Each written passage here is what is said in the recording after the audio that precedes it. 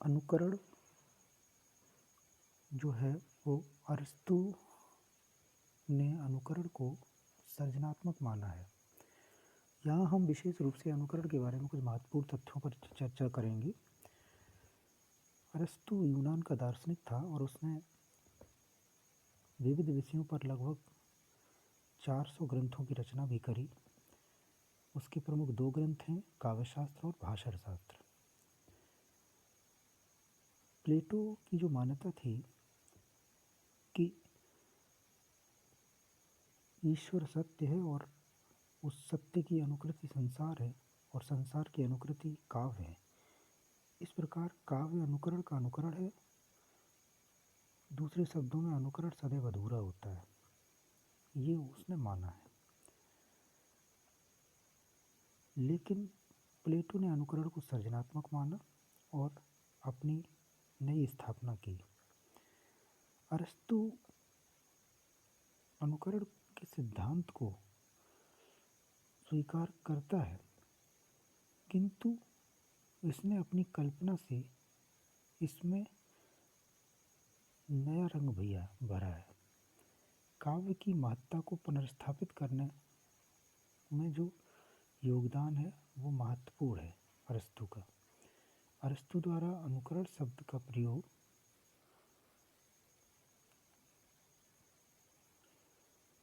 अलग अलग विद्वानों ने अपने अपने अनुसार व्याख्यात किया है। प्रोफेसर ब्रूचर के अनुसार अरस्तु के द्वारा प्रयुक्त अनुकरण का अर्थ सादृश्य विधान द्वारा मूल वस्तु का पुनराख्यान है।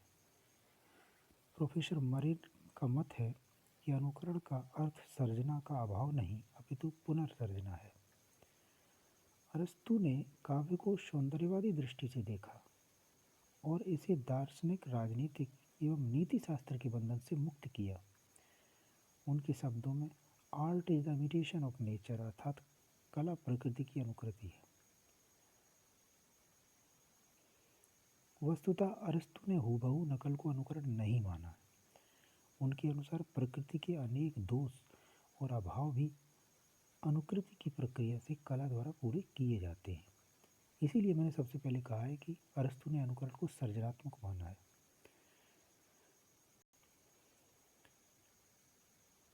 एम्बर क्रॉम्बी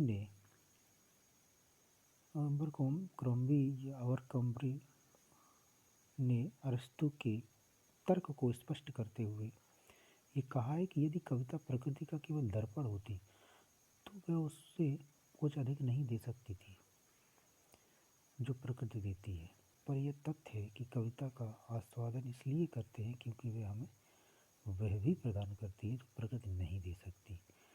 यही महत्व है अरस्तु के अनुकरण सिद्धांत का।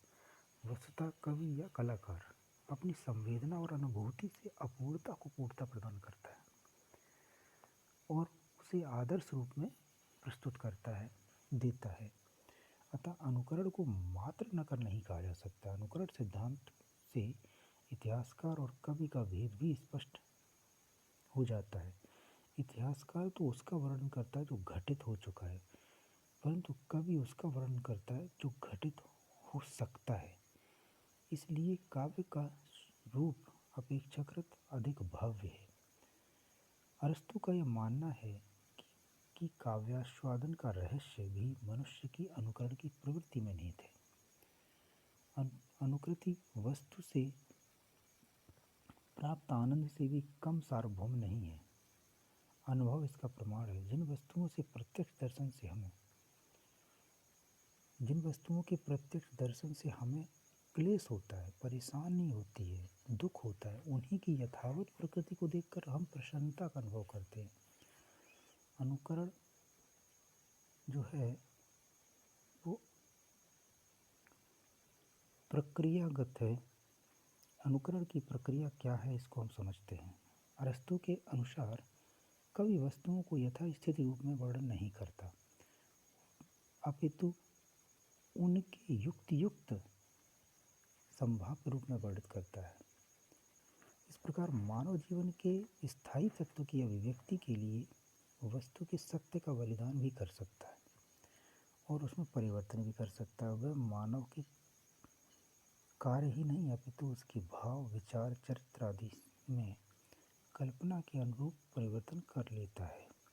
काव्य में जिस मानव का चित्रण होता है वह सामान्य से अच्छा भी हो सकता है और बुरा भी, अथवा यथार्थ भी हो सकता है।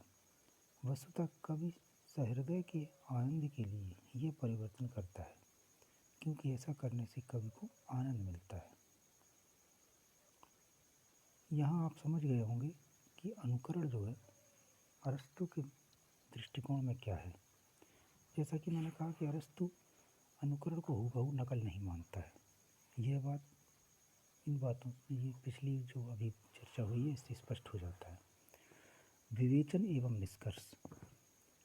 अरस्तु के अनुसार अनुकरण का विषय जीवन का बाह्य पक्ष नहीं अपितु इसका प्रभाव क्षेत्र अंतर जगत तक व्याप्त है। अरस्तु काव्य के लिए वस्तु कैसी है की अपेक्षा कैसी होनी चाहिए पर अधिक बल देता है। अनुकरण सिद्धांत का विरोध क्रोचे के सहजानुभूति सिद्धांत से भी है, क्योंकि क्रोचे के अनुसार कला मूल रूप से कलाकार के मन में घटित होती है और वह सहजानुभूति है, जबकि अरस्तु के अनुसार वह कल्पनातीत है।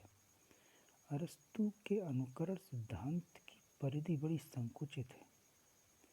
उसमें कवि की अंतश्चेतना को उतना महत्व नहीं दिया गया जितना देना चाहिए। कवि जीवन के विभिन्न अनुभवों से गुजरता है, उनसे गुजरकर चेतना का निर्माण करता है, परंतु अरस्तु ने इस बात पर बल नहीं दिया है। ये सीमा है अरस्तु के अनुकरण सिद्धांत की। अब हम अरस्तु के अनुकरण सिद्धांत के महत्वपूर्ण बिंदुओं को देख लेते हैं। कविता जगत की अनुकृति है तथा अनुकरण मनुष्य की मूल प्रवृत्ति है, ऐसा अनुकरण अरस्तु मानते हैं। अनुकरण से हमें शिक्षा मिलती है। बालक अपने से बड़ों की क्रियाएं देखकर तथा उसका अनुकरण करके ही सीखता है। ये भी बात सामने आती है अरस्तु के अनुकरण सिद्धांत में। तीसरी बात है, अनुकरण की प्रक्रिया आनंददायक है। हम अनुकृत वस्तु में मूल का सादृश्य देखकर आनंद प्राप्त करते हैं। चौथा पॉइंट है कि अनुकरण के माध्यम से भयमूलक या त्रासमूलक वस्तु को भी इस प्रकार प्रस्तुत किया जाता है जिससे आनंद की अनुभूति होती है, आनंद की प्राप्ति होती है। पांचवा पॉइंट है, काव्य कला सर्वोच्च अनुकरणात्मक कला है तथा अन्य सभी ललित कलाओं एवं उपयोगी कलाओं से अधिक महत्वपूर्ण है। नाटक काव्य कला का सर्वाधिक उत्कृष्ट रूप है। अरस्तु ने काव्य की समीक्षा स्वतंत्र रूप से की है। प्लेटो की भांति दर्शन राजनीति के चश्मे से उसे नहीं देखा है। अतः हम संपूर्णता में अगर कहें तो कह सकते हैं कि अरस्तु ने अनुकरण सिद्धांत को प्लेटो की अपेक्षा नवीन अर्थ प्रदान किया है। इसमें शिवम की अपेक्षा सुंदरम पर बल दिया है। उसे दार्शनिक और नीतियों के चंगुल से पृथक किया। अरस्तु को प्रकृति का अनुकरण अरस्तु काव्य को प्रकृति का अनुकरण मानकर चला है। इसलिए डॉक्टर नागेंद्र के अनुसार अरस्तु का दृष्टिकोण प्रभावात्मक रहा है और त्रास और करुणा का विवेचन उसकी चरण सिद्धि रही है। कुछ और महत्वपूर्ण जो भी बात हम देख लेते हैं कि अरस्तु ने कवि की निर्माण क्षमता पर बल दिया है, मतलब कवि सर्जनात्मकता के माध्यम से किस तरह से किसी चीज़ को कैसी है की अपेक्षा कैसी होनी चाहिए उस तरह का परिवर्तित कर सकता है। जीवन के विभिन्न अनुभवों से निर्मित कवि की अंतश्चेतना को महत्व प्रदान नहीं किया। उसके सिद्धांत में एक कमी यह भी है कि वह आंतरिक अनुभूतियों की भी अनुकरण की बात करता है। अनुकरण का इतना विस्तार नहीं हो सकता, बस यही उसकी सिद्धांत की सीमा है। अरस्तु ने अनुकरण को नया अर्थ प्रदान करते हुए कला का स्वतंत्र अस्तित्व स्थापित किया। कला को संवेदना एवं बिंब विधायिनी शक्ति से संपन्न माना तथा कलागत सौंदर्य को शिवत्व से अधिक महत्व प्रदान किया। अरस्तु द्वारा कला पर पवित्रता को दूषित करने का जो आरोप लगाया गया था उसे प्लेटो द्वारा खासकर प्लेटो ने कला पर जो पवित्रता को दूषित करने का आरोप लगाया था, अरस्तु ने उसे स्वीकार नहीं किया। यही नहीं अपितु उसने काव्य को दर्शन एवं नीति के चंगुल से मुक्ति भी दिलाई अरस्तु ने। अरस्तु के अनुकरण सिद्धांत में अंतःचेतना को कम महत्व दिया गया है। ये बात पहले भी कही जा चुकी है। हम अंत में ये कह सकते हैं कि अरस्तु के अनुकरण सिद्धांत का जो है वो मूलतः ये कहा जा सकता है कि अरस्तु के अनुकरण सिद्धांत की यद्यपि कुछ सीमाएं हैं, तथापि वह सृजनात्मक है और कला को आदर्श रूप में स्थापित करने का पक्षपाती है। कला को हेय नहीं मानता है प्लेटो की तरह। धन्यवाद।